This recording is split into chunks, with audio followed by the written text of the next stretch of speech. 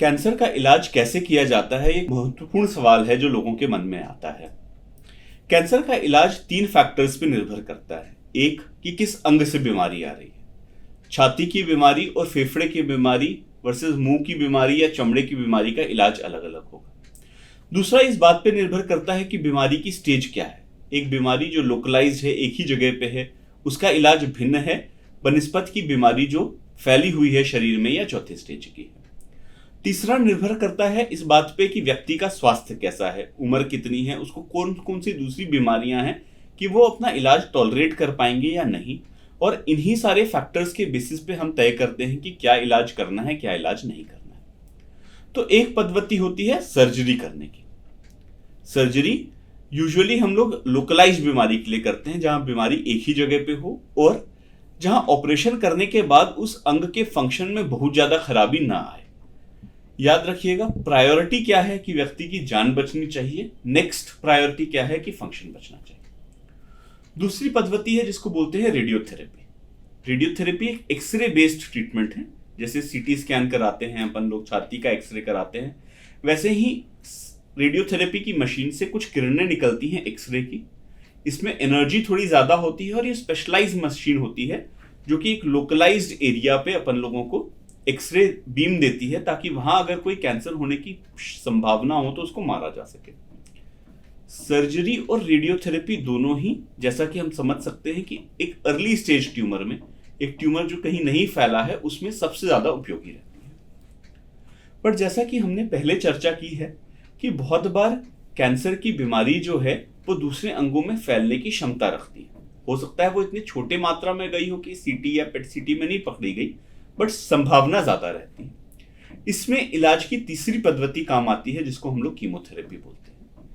जैसे एंटीबायोटिक होती है, वैसे ही कीमोथेरेपी एक नस से या मुंह से देने वाली गोली होती है, दवाई होती है। इसमें कुछ और भिन्नता नहीं है। हम लोग जब कीमोथेरेपी नस द्वारा देते हैं तो एक आईवी कैनुला डालते हैं जो नस में जाती है, और बोतलों द्वारा, या कीमोपोर्ट डालते हैं और बोतलों द्वारा ये दवाइयां देते हैं।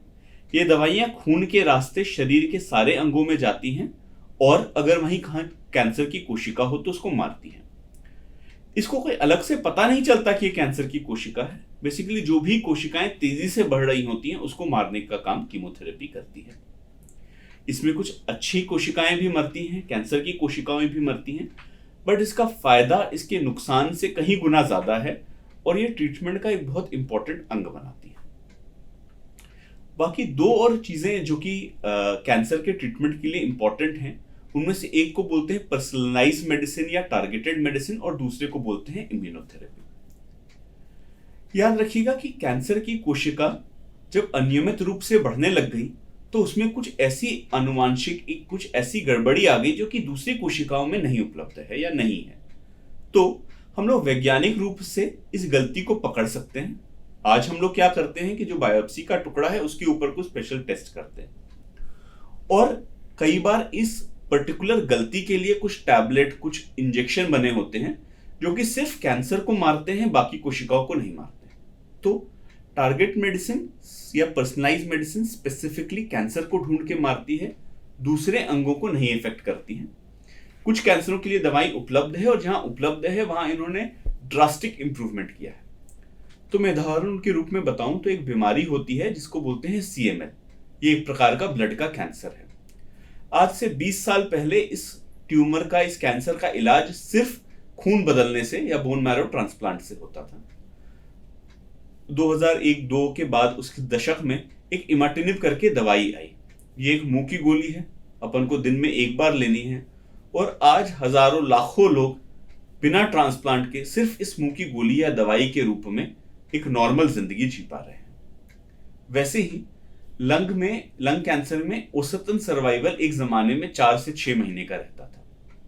ये कीमोथेरेपी के कारण भी बढ़ा है, और सब्सिक्वेंटली उसमें एक आनुवांशिक गलती होती है जिसको EGFR म्यूटेशन बोलते हैं। इसका नाम राम सीता कुछ भी हो सकता था, वैज्ञानिक रूप से EGFR बोलते हैं। उसके लिए एक दवाई आती है। वो दवाई लेने से औसतन उम्र जो 4 से 6 महीने होती थी आज के जमाने में, वो करीबन 3, 3.5, 4 साल होने लग गई है। तो पर्सनलाइज्ड मेडिसिन इतना सिग्निफिकेंट डिफरेंस आउटकम में लेके आ रहे हैं।